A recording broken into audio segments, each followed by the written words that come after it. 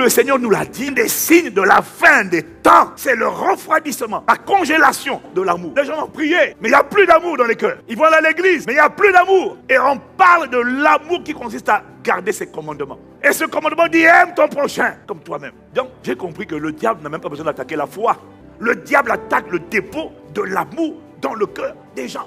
Parce que la foi fait partie de l'amour. Dans le fruit de l'esprit, il y a la foi. C'est une tranche du fruit qu'on appelle l'amour. C'est une tranche. Pourquoi toi tu as intérêt à manifester l'amour? Pourquoi tu as intérêt à croître en amour? C'est parce que il n'y a pas que des prophéties. Il y a plein de prières d'exaucement qui sont bloquées à cause du manque d'amour. En effet, en Jésus-Christ, ce qui a de l'importance, ce n'est ni la circoncision, ni l'incirconcision, mais seulement la foi qui agit à travers l'amour, ou encore Louis II dit, mais seulement la foi qui est agissante par l'amour. Le diable veut congeler l'amour dans le cœur des chrétiens. Et lorsque l'amour se refroidit, la foi ne sert plus à rien. Parce que chez beaucoup de chrétiens, il y a la foi. Je crois que Dieu va faire. Je m'attends à Dieu. Il a annoncé la parole. Le problème, c'est qu'il y a plein de promesses et de prophéties que tu attends et que tu vas continuer d'attendre tant que l'amour ne va pas sortir de toi. Ne va pas quitter ton esprit pour envahir ton cœur. Parce que la foi nous dit, Galates 5, 6, est agissante à l'amour. Alors, le mot agissante, c'est le mot énergéo.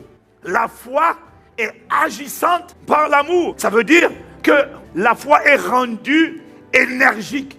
La foi est rendue vivante par l'amour. Lorsqu'il n'y a pas d'énergie, la chose peut exister. La télé peut être là. Mais lorsqu'il n'y a pas d'énergie, la chose est là. Mais la chose ne tourne pas. Et l'Esprit m'a dit, chez la plupart d'entre nous, il y a la foi. Je me cramponne à la prophétie. Je crois à la parole. Je prie sur la parole. J'ai la foi dans la parole. Je déclare la parole. Mais il n'y a rien qui se passe. C'est exactement comme en poste de télévision. On voit que c'est là, en place. C'est intact. Mais il n'est pas allumé. Par beau d'agiter, c'est éteint. Pourquoi? Parce qu'il manque l'énergie. La foi, tu te cramponnes. S'il n'y a pas agapé, ça ne chauffe pas. Il faut l'énergie. Parce que sans l'énergie, tout ce dépôt de foi là reste là. Oui, c'est vrai.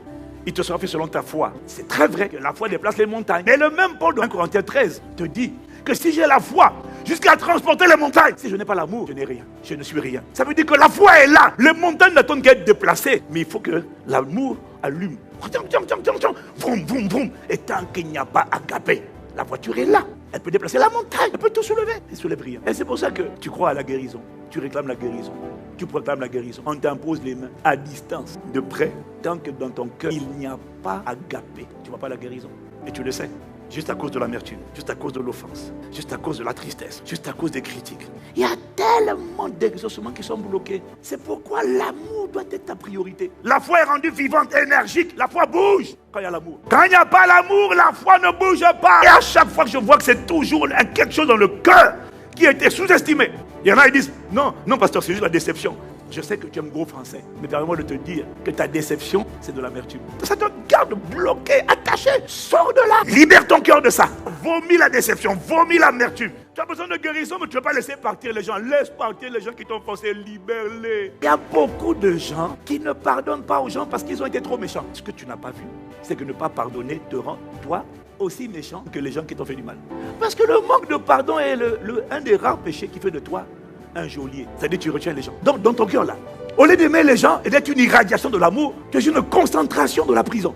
Et tu retiens les gens. Tu es un geôlier avec des clés. Toi tu sors pas d'ici. Je ne te lâche pas. Tu vas rester ici là. Ce que tu m'as fait là, je ne pardonne pas. Donc tu restes. Toi, tu restes. Toi, tu restes. Toi, tu ne sors pas de cette prison. Donc tu te balades, tu es lourd.